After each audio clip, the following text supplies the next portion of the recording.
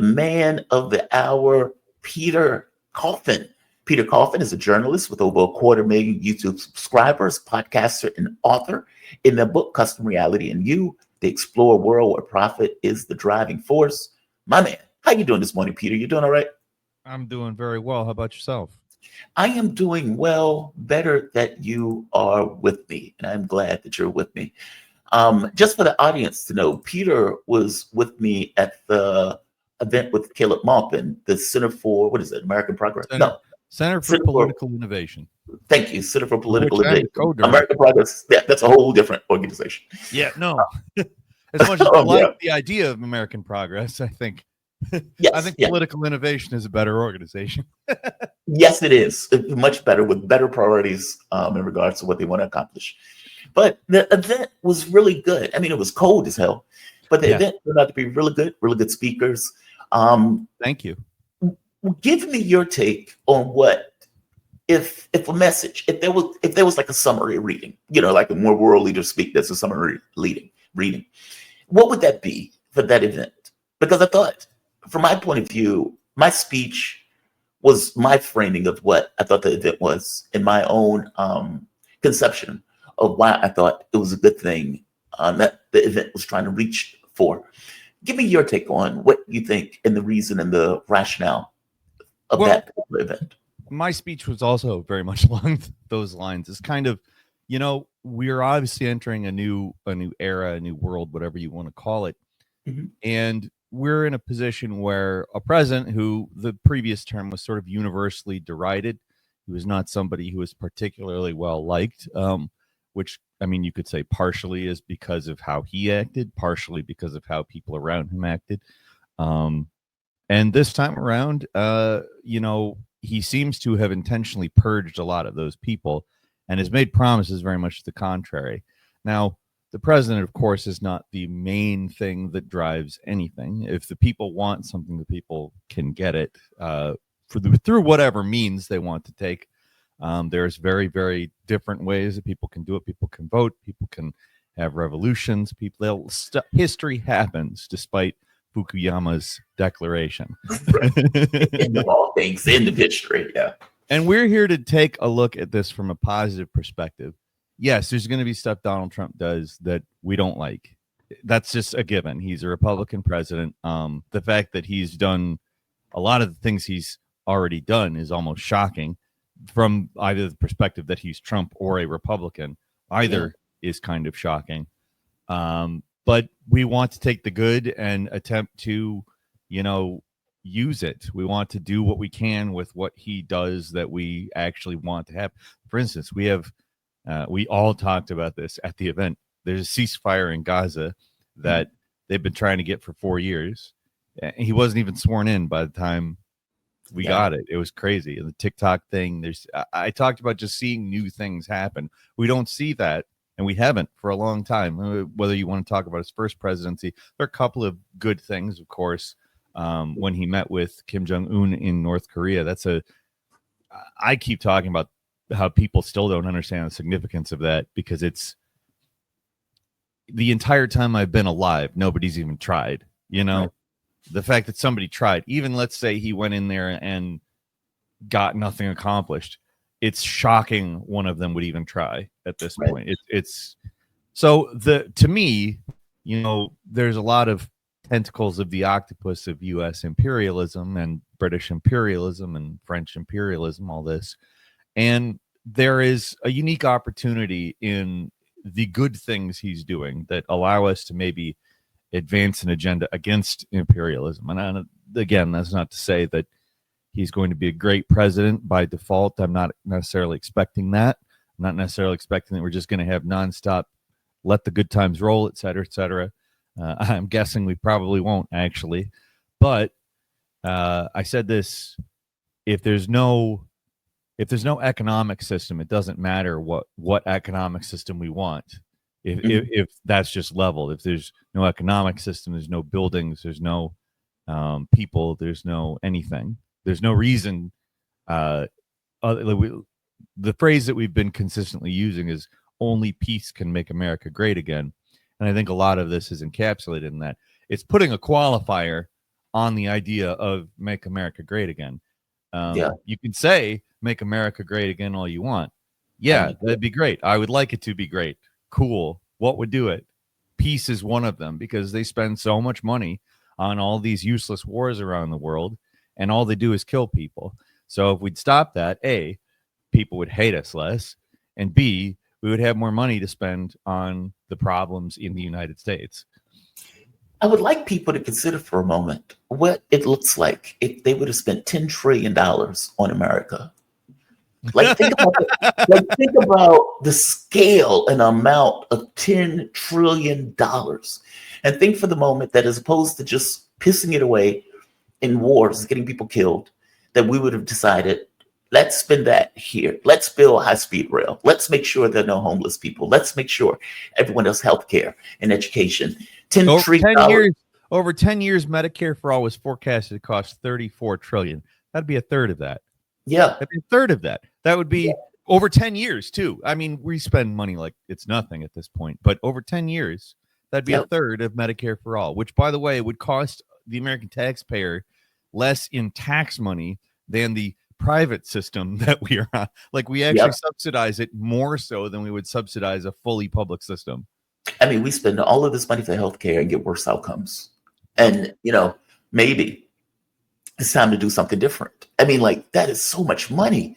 And we just print that money like it's nothing. But if you turn around and say, well, hey, we need to expand Social Security, we can't afford that. We can't afford that. That's too much. It's like, but we just spent $10 trillion on a war. I know that's why we can't afford it, because we spent $10 trillion on a war. It's like, okay, dude, come on. Or being on the trains, for example. And, if you've ever been on a train in Europe, they have high-speed rail. They have trains going all the way through Europe. You can effectively get along through Europe without driving or anything else. That is not really the case here. And they have Taco Bell now there, too. You just say, and Taco Bell? Yeah, they have Taco Bell, too. So you can take the train to various Taco Bells all across Europe now. Very cool. So I mean, the benefit here, it's them 1, us 0. Like, yeah. Taco Bell, man, they're killing it. We have Krispy Kreme. They get there with trains. We have Krispy Kreme though, so Yeah, no, that's a very good point. Yeah. So I mean, let's say 2-1 then. Yeah.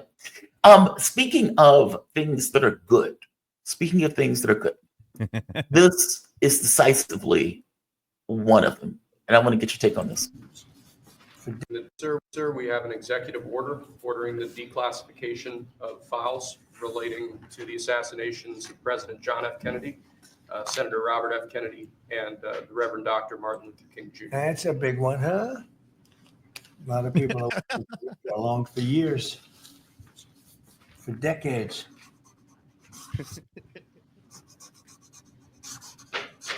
And everything will be revealed.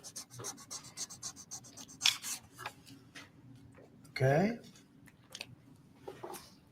Give that to RFK Jr. Yes, sir. Okay. I want you to notice what he said too. He said, give that to RFK Jr. Because, part of the deal that RFK took in order to back Trump was, I want those files released, and I want all of them released. It's been 60 years. Release those files. And promise made, promise kept. That's something else Trump said. He says, I'm going to measure my presidency based on the promises that are made versus the promises that are kept. Now, I would argue this is low-hanging fruit. So what? Oftentimes, you don't even get low-hanging fruit. And to be very clear on this, like, this is pretty damn expansive. I mean, the UFO community was talking about this because of how expansive it was, where they were like, whoa, we need more of that. So right here, it says, I have determined that the continued redaction and withholding of information from records pertaining to the assassination of President John F. Kennedy is not consistent with the public interest, and the release of these records is long overdue. And although no act of Congress directs the release of information pertaining to the assassinations of Senator Robert F. Kennedy and Reverend Dr. Martin Luther King Jr., I have determined that the release of all records in the federal government's possession pertaining to each of those assassinations is also in public interest. The key point here is all records associated with the federal government's possession. So anything that we have on those issues must be released. That is not, things between this year and this year. It's not that. It's everything that the federal government has must be released. Mm-hmm. Applause. Yeah, no, absolutely. Yeah, applause. I mean, you say it's low hanging fruit. So is working at McDonald's for an hour, but like, No, I agree with you. Yeah. Who does it? Who does it? Yeah. I mean, this could have been done by any president. It's clear that this is an executive order that is worded strongly, and nobody, couldn't have done that. It's just nobody did. Yeah. Joe Biden could have done it. Obama could have done it. Yeah. Clinton could have done it. I mean, Jimmy Carter could have done it. You can go all the way back down the list on this stuff. Absolutely. Everybody after RFK, JFK, and MLK were killed. Yeah. Every one of them should have done it. And by the way, he has a damn good point. It's like, how are we really making this argument that we are a country that believe in rule of law? This idea that when the Soviet Union opened the files and people were shocked. Mm-hmm. And the reality of it is we try to act as if we're better. We have an open system. We don't have a system where we have a Stasi and we have secret courts and we have secret information and censorship. Oh no, we actually do. And the fact that this languished for 60 years, they literally murdered an American president in broad daylight. Or in MLK's thing, they literally murdered one of a civil rights icon. If there is a larger one, I'm unclear of what it will be in the United States, especially in regards to African Americans and civil rights in that context. An American civil rights leader. Arguably one of the most important figures in American history. Yes. Absolutely, in modern American history. Yeah, absolutely. And we have files that are effectively hidden on both of those. How does that work? And so, and the files that we do have, the stuff that we do have, particularly of MLK, are like letters that the FBI sent him trying to coerce him into committing suicide. Like, imagine what they've been hiding. Yep. So the fact that he is doing this, God bless. This is a positive. This is a great thing. I guess the catch becomes what's going to be in those files. And because I am super curious at this point, because the reality of it is, if those files were kept for that long, there's a question of what the hell were they keeping in those files? Why did you feel the need to keep these files for 60 years? Now, Pompeo pointed out that there are agents that may still be alive that was around during that time. And I'm like, so what? Okay. So, so what? If they've done something wrong, let's prosecute them. Exactly. Shouldn't we know? And how do you 85? Yeah, it's like nearly that. And then there's a secondary question of what the hell did they do that this needs to be private 60 years later? Exactly. Like that's a totally absurd idea, like a counterpoint to releasing those files. So I'm sorry, I don't care. Like all those people back then, the reason we want those files is because there's alleged wrongdoing. Like it's like we don't know what that wrongdoing exactly is, but we all know that the stuff that we know that has been released either doesn't add up or it points us in the direction of there being wrongdoing. Like I mentioned, the FBI trying to coerce MLK into offing himself. It's I can't imagine a good reason. Oh no, there's somebody still alive. Okay, well let's say Hitler was still alive. Let's say he was still poking around Argentina. Wouldn't we want to extradite him and prosecute him? Yeah. I can't what? Look, I'll tell you, the magic bullet thing by itself is enough to open up the last one of those files. The idea that a bullet freezes in midair and then hits somebody else. It's like, okay, dude, this is absurd. It's like, are you serious right now? Like that by itself is enough. And that, doesn't even measure up to this fact that they murdered an American president in broad daylight. Many Americans believe that the CIA was directly responsible for murdering Kennedy. And so, they had the motive. Yeah, well, and that's RFK's point, by the way. Yeah. That's what he believes. He fully believes that the CIA had his uncle murdered, which is the reason why he wanted those files open in the first place. Well, I mean, would you? Yes. Oh, absolutely. Of course. Right. Yeah. I mean, give me your take on this, by the way. What do you think the significance is going to be for Trump on this? Well, if it actually does reveal, what a lot of people assume it may, I think that's going to be highly significant for Trump because, to be frank, it's very possible we have all been lied to for in my case, my entire life. In Yeah, your case, same here. your entire life. We didn't live in a world where JFK was alive. So if there are lies that is predicated on, there's never been a time that we have not been lied to about it. And to me, that is highly significant for President Donald Trump. If indeed this reveals things that indicate we have been lied to, this is the first. And I don't want to sound too much like I'm blindly praising this man, but this is the first American president that has decided that it's not worth lying to the American public about these things. And it's not great that somebody has to be in the position of, I don't think we should lie anymore. Maybe we should tell the truth. I don't necessarily agree that there should be one person in that position, but I mean, it's hard for me to even say it. Like it's if he actually releases those things and they turn out to contain information that contradicts what we've heard our entire lives, that's massive. And like I said, it's low hanging fruit. This is something that any of them could have done. And it almost I hate that I don't like using this word with him because I think that it's much more ambiguous than this. But in that respect, it would definitely cause many people to look at him as a hero. It just frankly It's on a that big ticket item. Yeah, it's huge. It's massive. Even though and I do agree with you, it is low hanging fruit. Any of them could have done this. Any of them could have stepped up and had just an iota of balls. But they've already tried to kill this one. They've already tried to do that a couple of times, and to be frank, I think he's just like, all right, well, let's just show them why presidents end up dead sometimes. There was some guy, I don't even know who the guy was. But he says something to the effect of, I think it was a billionaire or something, and he says they hate this guy and they wanted him out of office such a degree that he wanted him in office. That basically said that Trump was scaring the hell out of people to such a degree that he thought to himself, what on earth is scaring these people to that degree? And if indeed these elites are that terrified, then maybe this is the guy that should take office. Now, I don't agree with that logic. I mean, there could be all sorts of reasons not to want somebody in office, and they could be legitimate reasons. I mean, you could actually be afraid of nuclear war. Exactly. I mean, it's not like any of them actually want nuclear war. They want war, but not nuclear war. One of the other issues that are out is January 6th, that there is a lot of, let's say, controversy around Donald Trump's releasing all of the people for January 6th. I take issue with this too. I mean, Stuart Rhodes of the Proud Boys, and I forget the other guy. These guys were literally planning an armed overthrow of the U.S. government. Let's be very clear, right?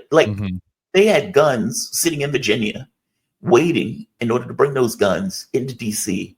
if Donald Trump would have given, I don't know, the word to bring on the revolution. They were armed. They were ready to do it, right? They were and then somebody was like, well, yeah, but that's a thought crime. Dude, that's not a thought crime. That's a doing crime. They had the guns. It wasn't like, yeah, we were just thinking about it. No, they organized. Yeah. They had the guns themselves. They were waiting for the word. That's not a thought crime. That is a doing thing. If that was the case, then you didn't need the guns, right? That's disturbing to me. That's disturbing to me. In fact, that's more disturbing to me than what was taking place on January 6th with the people fighting cops. Because the matter is, the actual events of it were really not that big. It was kind of a small riot. People want to talk about it like it's an insurrection. It absolutely wasn't. It was a riot. That's worse than people getting guns. Because the first thing is what are you doing with those guns? Yeah. Who are you going to shoot? You're going to shoot cops? What is your objective with those guns? What do you plan on doing? You're going to shoot members of Congress? Why do you need weapons in this political context? That is disturbing. That is terrifyingly disturbing. So yeah, from the standpoint of them getting put in the cage, God bless. They earned that. That is nonsense, bringing weapons to political. I think the unambiguous, just like a blanket pardon, I think that's the problem here. Yes, because there are people who didn't really do anything that should have been pardoned. They just kind of showed up and milled around for a while. And it's my grandma was at January 6th and they arrested grandma, and grandma, sitting in a cell. Yeah, exactly. A few people who just have no business being in jail. And I think those people definitely should have been pardoned. But I think the problem is with just a blanket pardon. In his mind and a lot of his supporters' minds, they're not thinking about those people in like specifically, because if you think about the riots in Minneapolis, for instance, they all wanted those people arrested. They all wanted those people, in jail and all that. And they really weren't doing anything more than what the people at J6 were doing. I don't like when people take, I mean, you could make an argument either way. In some ways you could even say like the Minneapolis riots were worse because they were destroying, they were burning down police stations. Yeah, they're burning down police stations. They were burning down. I was thinking more about community members, small businesses. I think that's arguably worse. Yeah, but I would also say, ultimately they weren't, planning an armed insurrection in any sort, and that's kind of what I'm getting at there. Exactly. I don't really like the idea of rioting, whether it's one or the other, but I do think that there's a clear double standard with these two events if you start talking about it in depth. I think there's a lot of things where I think there's people on there's very fine people on both sides. No, that's not what I'm going to say. But there are people in either of these events that should have been prosecuted, and there are people in either of these events that shouldn't have been. And I don't think you can give a blanket answer to either of these things. And the fact is that's what Trump did. He gave a blanket pardon to anybody who was involved in legal proceedings following one of these two events. And would he have done that with the other? Absolutely not. And I think that there is nuance to either. And again, there's people who should have seen consequences to either, and there's people who shouldn't have. And to me, that's the problem with that. It's not one of those things where there's, a single explanation. It's something you can't really blanket go, all right, well, this is what we're going to do with that event, and we're not going to talk about individual actors at all. No, you should be talking about individual actors and making case-by-case decisions on that. And I think it's not prudent, and ultimately, I do, like you said, it allowed some very unsavory characters to run free after literally planning. And, in some cases, here's the thing, a lot of leftists think, oh, we should do an armed revolution. Like that is on the minds of a lot of those folks. But the fact is, I don't think that's really a great idea. I don't think that it's necessarily something that you never do. I think that there are reasons why you do that at some point. There are people get pushed up against a wall eventually. But I mean, you should try to do other things first. And I'm not even talking electorally. I'm talking about, there's a lot of actions you can take that aren't storming the Capitol with weapons. And, a lot of the people who think these people, this is the other double standard. This isn't even Donald Trump. There are a lot of these types of people who think we should do that, just unambiguously, spontaneously take our guns to the Capitol and create a communist utopia. And I disagree with those people as well. And I think if you do that, you're basically creating a condition of terror in this country. You're scaring people. These people who wanted to bring weapons to the Capitol, in that case, scare people. They scare me. I don't like the idea of that. So on the other side as well, I disagree with that in general. I think there is, a point in time where that is a necessary thing. You get backed up against the wall. There's a reason why the American Revolution happened. There's a reason why the Russian Revolution happened, et cetera, et cetera. There's a lot. And those things are justified. It's not like those just came out of nowhere and terrorized people. But they came after being pushed up against a wall. Like the American Revolution in particular everybody was being taxed without any representation in Great Britain, which is, I mean, just atrocious if you think about it for more than 5 seconds. I get it, but this isn't what we should be doing. We shouldn't be seeing those types of events happen and then just blanket pardons. It's not good. It's a terror situation.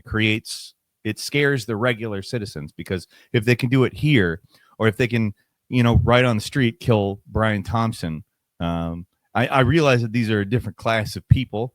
There are certainly the people who are ruling, but a lot of people don't really make that distinction. They all think they're temporarily embarrassed millionaires. and they get scared when people start shooting, even if it is the people in charge, and they feel like the people in charge don't act fairly. A lot of them think, well, if I could be in charge, I would act fairly, and they see themselves getting shot in that situation, and that just scares people. And then there's people who don't think like that at all. They just think, oh, there's people getting shot. That scares people. I mean, I don't know. It's a situation where I'm not somebody who endorses the violent route first. I don't like the idea of shooting first and asking questions later. And I don't like the idea of pardoning people who are like that, because there's a reason why we say, I don't want that. Like, we don't want that as a country. The only reason we should ever quote unquote want that is because there aren't other options. And there are, to just be clear, there are other options on the table. So I disagree with pardoning. I mean, I don't know what else there is to say about the pardon. It was wrong to do it unambiguously. It was wrong to do it, with just a blanket pardon of everybody. Yeah, the blanket pardon was outrageous. I mean, there were people out there literally fighting cops. There were people out there literally putting cops in ER, and there was over 100 officers injured. It was exactly not a low number of officers injured, but to be fair, also the actual casualty that was a direct result from an action was Ashley Babbitt. Correct. The police officer that died of, I think it was a heart attack. Yeah, it wasn't related to that. I mean, Democrats always like to conflate those things. Like, people died. It was like, Ashley Babbitt died. A lot of nuance. Sadly, there's a lot of nuance in that event in a lot of different ways that nobody official wants to discuss at all. And this is just another instance of that. And they want to spin it to their own ends. And so, it's like, as opposed to kind of like the JFK thing, open up the files. Yeah. Like when they asked, for example, Merrick Garland, hey, did you have FBI agents? Or were there FBI agents at the location? And he didn't want to answer the question. Yeah. It's like, what do you mean you don't want to answer the question? You have a lot of Americans who believe the FBI was directly related to what happened. And because, the wild part about it is that what they were planning in Congress was more calamitous than what happened on the ground. And what happened on the ground pulled attention away from what they were going to do. Like, for example, when they were saying, you had House members who were saying, well, we want to challenge the results of the election. And then you would have had senators who would have went along with the challenge to the results of the election, meaning they were trying to throw that election into chaos. And that's not the January 6th. That is what they were planning on doing. And the moment that you got January 6th, it was impossible for Congress members to go through with it, because it was such a lightning rod at that point, meaning by definition of what happened on the ground, they could not go through with the chaos that they wanted to go through with in a legislative sense. And so there's a lot of people who believe that the feds were related in some way to what happened, especially when you get into people like, what is that guy's name? He was like, he says, I'm going into the Capitol. I may be dead tomorrow, but damn it, I'm going in. I don't care if it's legal or illegal. And then ended up not going in himself. And he said this on camera. The feds acted as if they couldn't find him. Didn't prosecute, despite the fact that he's on camera screaming that he's going into the Capitol. Oh, I know who you're talking about, but I don't remember. I can't think of his name. It'll come to me in a moment. He was streaming all the time. Yeah, he was streaming. He was like, he did all of this, and the feds literally didn't charge him. Yeah, until the very last minute, where they were just humiliated into giving him this kind of slap on the wrist charge, even though they were throwing grandmas in a prison for like 3 years in custody. So I agree with you mostly. I mean, Malik and I used to get into arguments over this. January 6th is a bit different. And the reason why I said January 6th is a bit different is because that is a direct attack on the electoral process, which the government, by definition, is not going to take lightly. Like, no, absolutely not. From the government's point of view, you're trying to put a knife into the republic proper. Whereas the other one was riots that were mass all across the United States. Now, the problem that Democrats have with this is that, when you got like either January 6th or if you had the Palestinian protests for the war, Democrats took a very hard-ass position on that.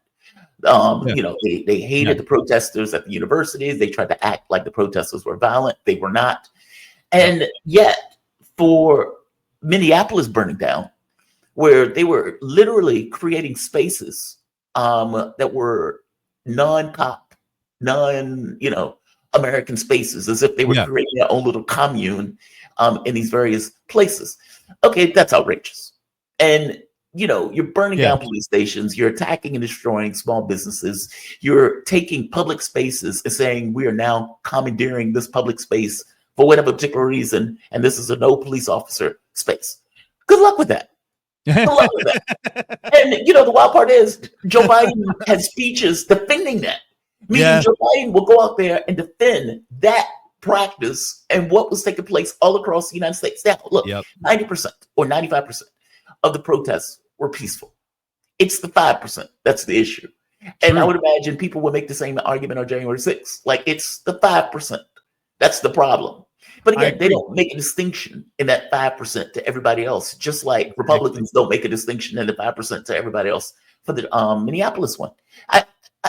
Like you said, it's more nuanced. It's more complicated. And it's really important to make that distinction too, because if you're going to, especially if you're going to pardon people who are in legal process, I mean, you really need to be specific about why. Not only for the fairness of the legal system, which we allegedly it's supposed to be fair, it's not, but not only for that sake, not only for having a functioning justice system, but just for the sake of understanding, hey, the difference between a legitimate action and an illegitimate action. Why would we want to protest, or why would we not want to, go overboard and do all of this stuff that is maybe not effective because it's not organized, it's spontaneous, just flying by the seat of your pants. A lot of these things, particularly the stuff that was going on in Minneapolis was not organized. It was just stuff happening, and that's when you end up doing damage to stuff that you shouldn't be doing damage to. Again, community members, businesses, a lot of people act like a small business owner is automatically bad. They're the same thing as the big capitalists, et cetera, et cetera. That's not the case. That is not the case.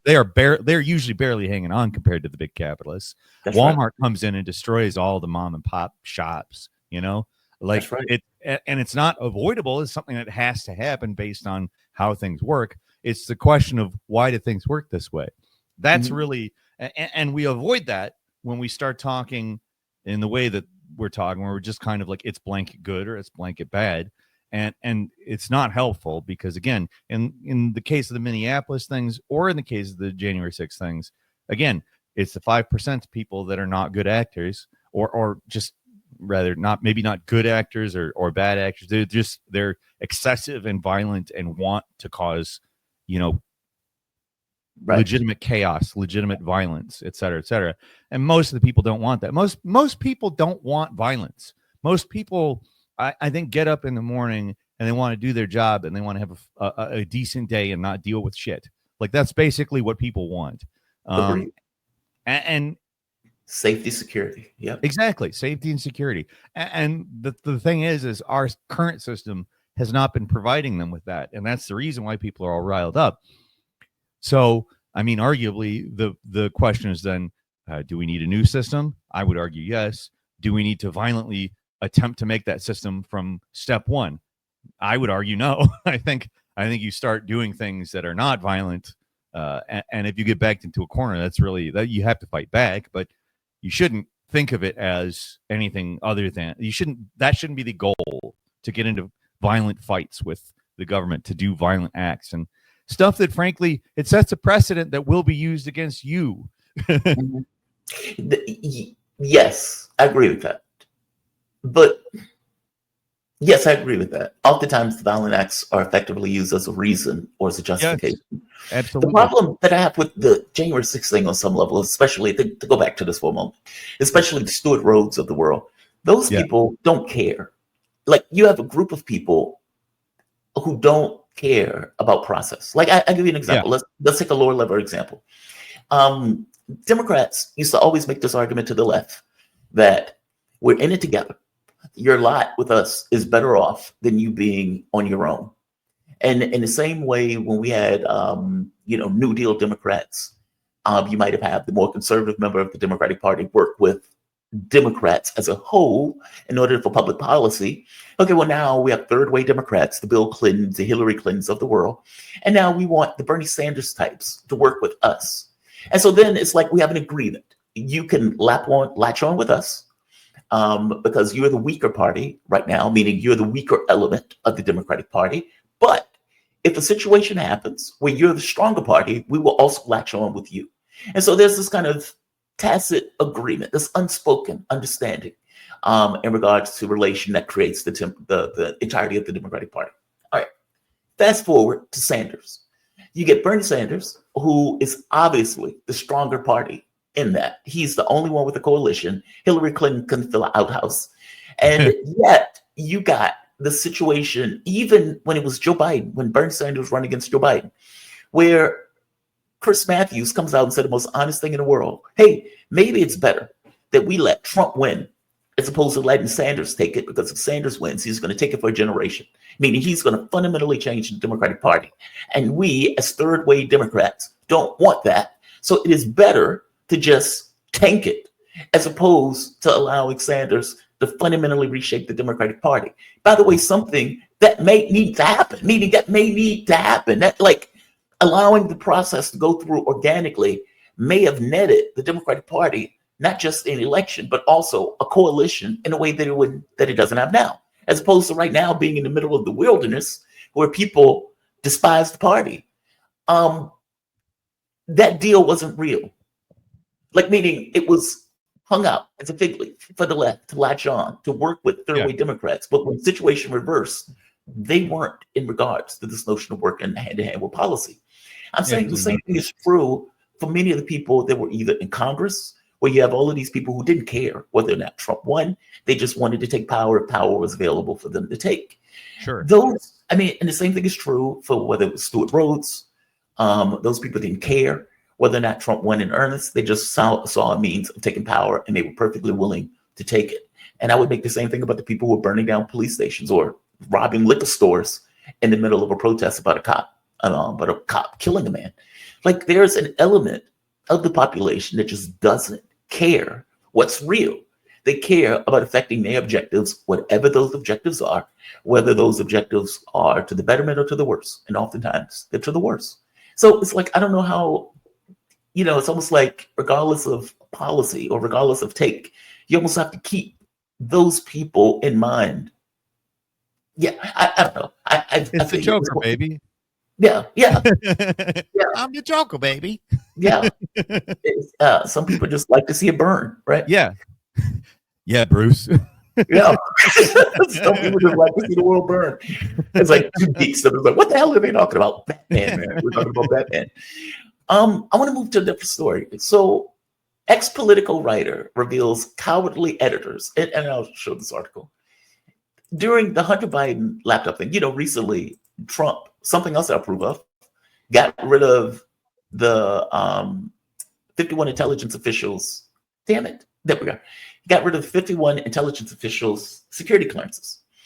And, part of it, it's like, well, dude, you guys, Blinken, and just for the audience who don't know, Blinken got 51 intelligence officials together in order to say that the laptop was Russian disinformation. Even though the feds at the time knew all the way back to 2019 that the laptop was real.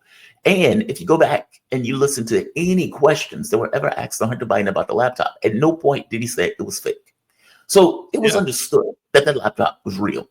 The dick pics of Hunter Biden, for example, kind of gets across. Hey, is that your penis? Is that your penis, or is that a digitally added on penis?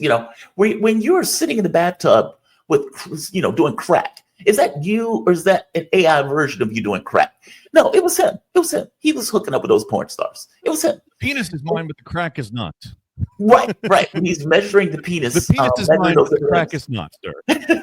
Right. So they knew all along that the stuff was real.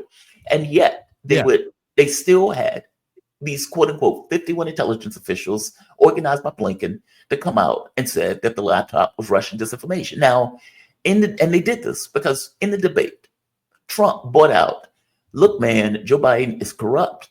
And you can see it in the laptop with that corruption, with all of these deals with the various companies and everything else.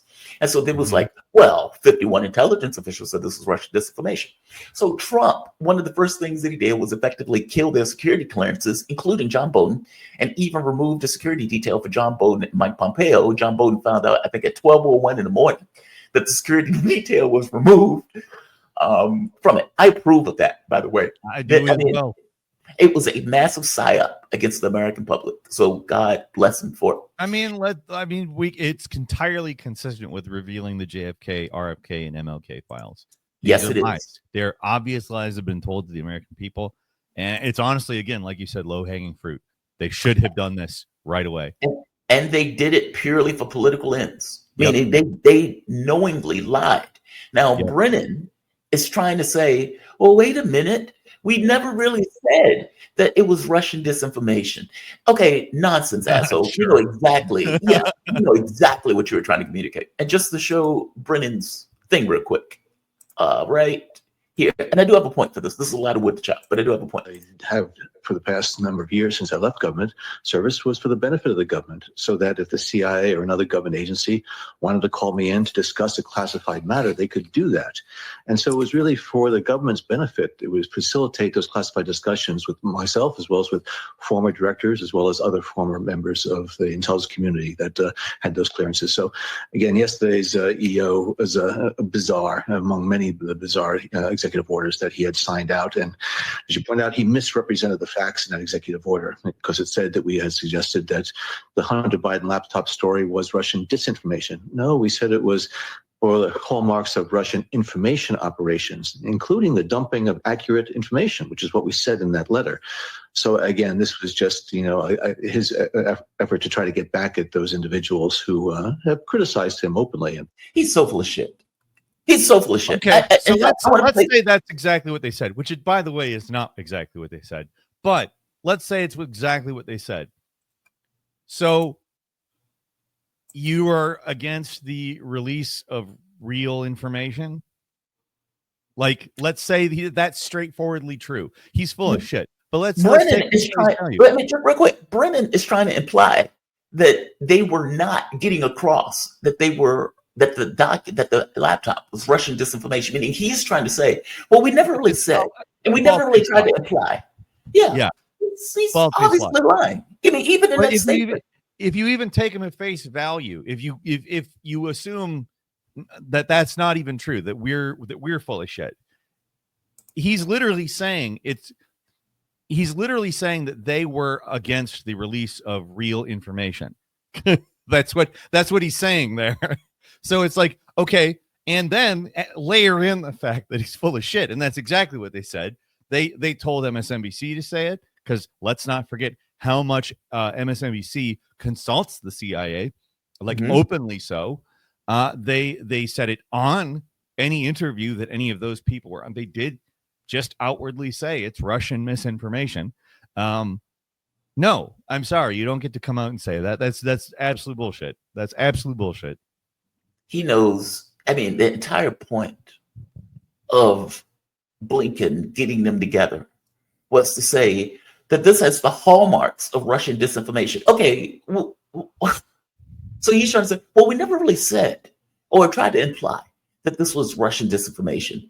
Okay, but you just said, even in that statement, we just said that it had the hallmark. That's like when you're arguing with somebody and it's like, well, I never said you cheated on me. I just said it seems like you cheated on. Okay, dude. Like, no, 100%. Yes, exactly. That is super aggravating. I'm not trying to say you pissed me off. I'm just trying to say I am pissed off at you. Right. right. I never said that you were the one to do it. Now, the reason why I went through all of that is because on top of Trump getting rid of those people, we find out that ex-political reporter reveals that the editors were burying reports, and not just burying reports, were effectively pushing reporters to not report on Hunter Biden laptop. Yes. And by the way, this wasn't something that's just at Politico. This was something that was obvious all across political space. Yeah. If you remember, they put New York Post in Twitter jail when they came out with that story. I think it was Miranda Devine that was released that story. They put him in Twitter jail because they reported the story. You had the New York Times and all of these other media organizations refused to cover it. And then it was like, I think it was like a year or two later where they come out and say, hey, come to find out this is real. And then you get prosecution of Hunter Biden using the laptop to prosecute Hunter Biden. And mind you, they did all of this after the presidential election took place, after the damage had been done in regards to Donald Trump's campaign, because Donald Trump was trying to use that as a October surprise to get in office. They effectively had a massive psyop against the American public using their quote unquote security clearances as this kind of, let's say, underpinning or undergirding these claims that this was Russian disinformation. Just outrageous. Give me your take on that. Like, well, the reason why I love your point of view on this is because you wrote the book. On custom reality and you. And fact of the matter is, they were creating a reality by insinuating that this wasn't real, and a reality that might have actually won the election, believe it or not, for Joe Biden. Absolutely. Well, I mean, you could also even just go like the whole lab leak theory. That's just anti-Asian racism. Like, I mean, it's all we get this all the time. I mean, in certain cases, it certainly was racist, but a lot more credence has come out to that lab leak theory. Yeah, that's what to the point where a lot of government agents have indeed said that that's their belief. That's I mean, people who are in office right now and were throughout the Biden administration have said that is what they think it was. Yeah. So, I mean, on one hand, they do create a custom reality and they do tell us that it's this way, but then they also, when it's convenient for them, they change it. It's like it's way more customizable. Like we can put aftermarket parts on it, you know. we're really going layers deep on this whole idea. Like, and this is what really particularly bothers me about it too, is when they say, no, it's actually this way. When they start coming out and saying, no, the Hunter Biden laptop was real, they don't say that they ever acted like it wasn't. They act like the whole time they're like, no, it's been real the whole time, and we thought it, and we never did this to you guys. We never lied to you guys about it. I was like, no, you did. You did for a long time. You absolutely.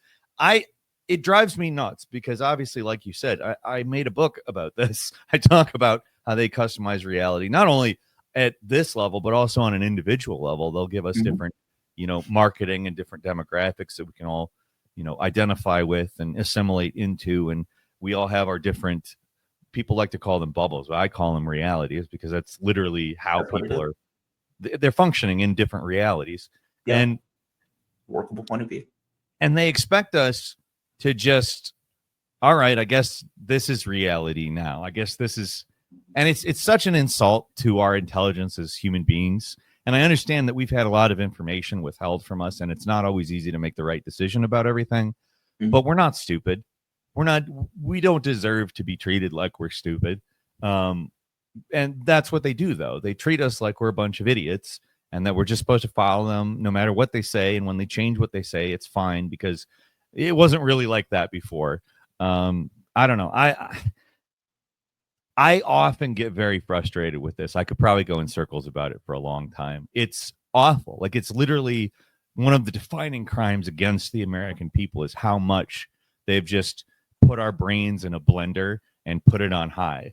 Like they treat us like we're mush. We have mush brains. And it's partly because they give us enough information that we can operate like we have mush brains. It's just that we're all, if we were given the information from the start, we're all capable of making decisions that make sense. We're not stupid, and we're treated like we are. We're treated like kids. We're treated like, well, not just like kids, but like kids that the parents don't respect. We're treated badly in that. I don't like it. I don't like it very much. like the guy in Spider-Man. We're lied to constantly. I don't like him very much. We're lied to constantly. I mean, and then they're always shocked by this thing when the public doesn't give mainstream media credibility.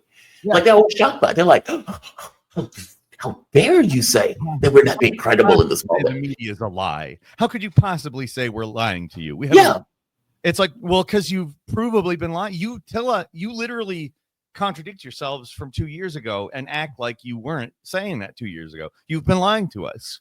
Like you knew what it was 2 years ago, and you said it was a different thing. You were lying. Yep. Yep. And Rayer, this is former political reporter. This is during I was looking for the clip. This is the clip where he points out, yeah, we were discouraged from running the story. And look, I've worked in a newsroom. I get it. Like people act like, well, you have a boss in a newsroom. you're the boss. It's not like you're an employee. It's not like you like how you and I are currently is we don't operate with a boss. We're both YouTubers. We say what we want, et cetera, et cetera. But even to some extent, we're algorithmically incentivized to say or not say certain things. Now, whether or not that actually affects us is ultimately our decision. We're not going to get fired, but we will get restricted in our traffic. Yes. A boss is a lot more direct, and they can fire you just right off. You know, Yes. they don't have to shadow. And look, man, I will tell you, I have been threatened for covering certain stories with the veracity that I did. Israel being one of them, where because at the time there was this thing about where Israel was like, oh, there were prolific rapes and there were systemic rapes of Israeli women and hostages, and they were cutting their heads off for babies. Outright false. All of this stuff was false. But if you called it false, people were like, oh, I don't think we can say that. And I remember at the time, pro rape. That's what I got. I got people on my ass about how I am for the harassment and abuse of women. And it's like, no, I'm very much not. My point was, show me one. Yeah. And I think on the show, I pointed out, I was like, even the New York Times at this point is saying that this is nonsense. This is not true. They weren't able to validate it. Hell, that was a recent thing where they were making the calls for people to come forward and nobody came forward. Yep. And so it's like, okay, so where are the systemic rapes, if this is true? And management was like, the next person who says that will be fired. And it's like, dude, what are you talking about? This is literally coming out of the New York Times. And it's like, meaning this is not just me saying it. This is where the paper of record, the gray lady who has every incentive in the world and is effectively, ran cover for Israel on this. Like they would be perfectly fine with saying, here are all these women that were raped during this particular moment. They didn't do it. They couldn't do it. It wasn't there.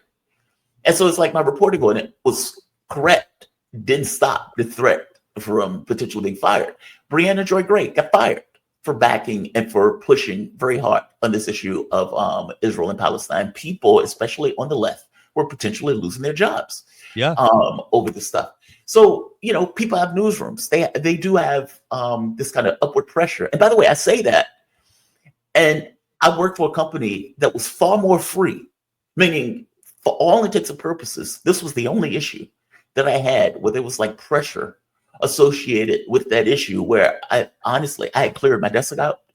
I had assumed, all right, I'm going to be fired over this, because from my point of view, it's real. I accepted that, I don't agree with management in the way that they're dealing with this issue. And if this continues, then I effectively will lose my job. And I accepted the fact that I was going to lose my job. I cleared my desk out. Had Jeremiah issue there. You couldn't not say it. Yeah. This is kind of the James Baldwin thing. It's like there is a massive amount of pressure that is being applied onto this because of this fear that was in the industry. And look, I guess my point is, I was far freer than any of these other media organizations. Oh, definitely. Honest and straightforward. It's just this was a specific issue. I mean, hell, even the war, like working at a Russian radio station, they weren't even all that hard ass about the war in Ukraine. They were hard ass about this one. And so my point is, there's always pressure at any radio station that you're going to work at or any television station. And when you're getting into mainstream media, it is even more so. This guy was pointing out that a story that was perfectly true, completely legitimate, that they were being pressured not to run or not to cover. This is ex-political reporter. I'm going to play the clip.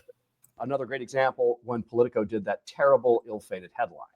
51 intelligence agents or former intelligence agents say that the Hunter Biden laptop was disinformation. Right. or bore the hallmarks of disinformation. Turns out that story was closer to disinformation because the Hunter Biden laptop appeared to be true. But then Facebook also pulled all stories down about the Hunter Biden laptop, and I think Twitter did at the same time too. Correct. Yeah. They punished the New York Post. It didn't help. I mean, Politico, my former employer, and I knew at the time, didn't do itself any favors. I was covering Biden at the time, and I remember coming to my editor and saying, hey, we need to write about the Hunter Biden laptop. And I was told this came from on high at Politico. Don't write about the laptop. Don't talk about the laptop. Don't tweet about the laptop. And the only thing Politico wound up writing was that piece that called it disinformation, which charitably could be called misinformation at the least. That's astonishing. And I don't mean astonishing in the sense that it's shocking. No, it's not shocking. No, it's not shocking, obvious. but it's astonishing. awful. Yeah, that's It's astonishing. And again, just to be clear, it wasn't just Politico. No, It wasn't just Politico. You know, I am curious though whether the things that we would never get to see is whether or not the White House was involved and how thorough the White House was involved. We know based on the Twitter files that the White House was directly involved in doing and pushing social media companies to get rid of certain information or not to display certain information or shadow ban certain information. And we know that people in media also have personal contacts with elements in government, yes. Especially the higher up you go. And I'm curious on whether or not this was this kind of internal pull of let's not upset the apple cart. We don't want to cover this, or whether this was more of a direct, don't cover that story. Well, it's a good question. I mean, obviously both have the same outcome, which is sometimes when I can't figure out which one it is, I ask, do they have the same outcome? And it ends up, in this case, in my opinion, it's yes. So will we ever actually find that out? I don't know. So it's unfortunate, but it's probably just, I mean, whether or not it was Politico, not wanting to upset somebody or somebody being upset already and saying, hey, don't do this. Mm-hmm. They were still telling their employees not to do it, which is wrong. Like it's factual reporting. It's factual reporting that is very relevant to the election that was going on, which is, I mean, it is directly contradictory to what we are told journalism is about. That's the big problem here is, we're supposed to have a free press. We're supposed to, I mean, it's literally part of the First Amendment that guarantees free speech. We're supposed to have a free press. We're supposed to not be able to stop people from saying what they want to say or what is presumably true. Right. But that's arguably not true in the type of system that we have. Custom reality is predicated on the idea that we don't actually have free speech. We have paid speech. We have the more money you have, the more allowed to talk you are, because you could own a platform or you can have the network that allows your platform on other like Twitter or Facebook or whatever to be untouched, et cetera, et cetera. You don't have the ability to just freely speak. And this is, in my opinion, one of the most clear examples of how that works. The reason why he can't talk about that stuff while working at Politico is because that's how he pays his rent or mortgage. That's how he buys groceries. That's, I mean, because he does not have the money to speak freely in that situation, he can't. So no, we don't have free speech. And that's exactly how all of this comes together. You have power over you telling you not to speak. It's just not formal. Yeah. He said, don't even tweet about it. Yeah. Don't even tweet about it. Don't even use your own personal account to tweet about it. There's no law in the book saying you can't tweet about it, but there's a guy who in his office brings you in and shuts the door and says, hey, don't be tweeting about that. Don't talk about that. It's not in our interest. You cannot do that and keep your job here. And it's like, all right.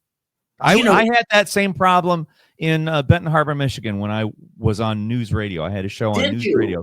Yes. I was constantly critical of the Whirlpool Corporation, which is a big multinational corporation that's headquarters in Benton Harbor, Michigan, which is an 80% black city with at this point in time, a $21,000 median income. It used to be $17,000, $18,000 when I was working in radio. Wow. And they always talked about how diverse their hiring practices were. And it's like, well, you live in a poor city of diverse people and you don't hire from your city. Like, and that got me in trouble. And I eventually had to leave the radio station because I was given ultimatums, and I was just like, you know what? I don't care. I'm done. You know? Oh, it's amazing how that works. Amazing how that works. One last story before I let you go, Peter. This AOC was in a conversation with Jon Stewart. Oh no. Yeah, AOC was having a conversation with Jon Stewart. And AOC spills the beans. AOC spills the beans. That I would imagine there's going to be a lot of members of Congress would have preferred she not spill. Listen to what she says here. This is about insider trading that takes place in Congress. Because what people don't quite get, if you're in Congress and you're making laws and you know what's coming up, meaning you are making decisions about legislation that you're going to put out, you know how that legislation is going to impact certain things to the positive or to the benefit, and yet you're still buying stocks. You're still like betting on the market when you know the direction that the market is going to take based on the legislation that you put forward. If, for example, I'll give you a good example. Marijuana legislation is a good example. Right. So if Congress comes back, let's say it was completely legal. Congress says, we are going to make marijuana legal. Okay, then right off the bat, you know the marijuana companies are probably going to get a benefit for that, even though the rest of the public doesn't know that that's going to be something that's going to come up on the market. And I'm just using that as one example. Sure. You could have all sorts of examples of all sorts of stocks that are benefited or to the detriment based on policies that you put forward and legislation that you're going to put forward. Why the hell is Congress allowed to do this? So this is AOC spilling the beans. An amount of hypocrisy, and the hypocrisy is what gets exploited to use the cynicism. And wherever there's a hypocritical window, for example, I think one of the most biggest examples of this is insider trading in Congress. Like, dude, I don't know if I like, do I give snaps? I don't know what the kids do anymore, but like, dude, it is like, that's so crazy. It's so crazy. It's crazy. It's crazy. I mean, like, and this is the thing. It's like people think that everyday people are stupid. I'm like, do you all really think that people don't see this shit? Like, they sit on a committee, they get information about a drug or a contract or a thing. They immediately make a call. The stockbroker changes things, and their portfolio swells. Explodes. It explodes. What are we doing? And you're doing this on public trust. Right. On like taxpayer finance, public, facilities. Like, it, of course. You're regulating the market that you're trading on. Exactly. And you like, run the casino. And then we're supposed to act like money only corrupts Republicans? Give me a fucking break. Where was that AOC several years ago? I know. That is an astonishing clip, because AOC is cursing in that clip. She's dropping that bomb in that clip. No, I'm sorry. Like, yeah, she's right. She's right. And Mama Bear was able to get millions of dollars. Oh, I'm sorry, Peter. I pulled you off. Sorry. Of course she's right. But I mean, I hate to say this, but it just reminds me of the whole Cenk Uygur thing. Like, yes. How many of us have been right for a very long time on that exact subject? We were critical.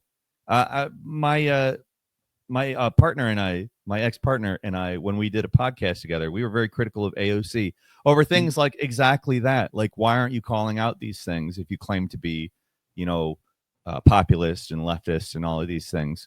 If you claim to be a socialist, why aren't you talking about this? We've mentioned this specifically multiple times. Why is it now in 2024?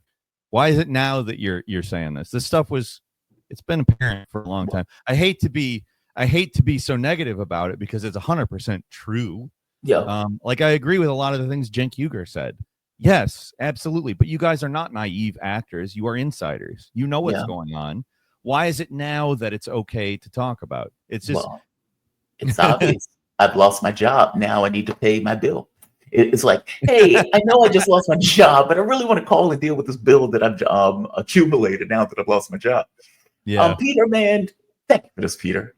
Great. Always appreciate talking to you, man. I always enjoy these. I always like talking to you as well, sir. Thank you, my man. Peter Coffin, he's a journalist with over 250,000 YouTube subscribers, podcaster, and author.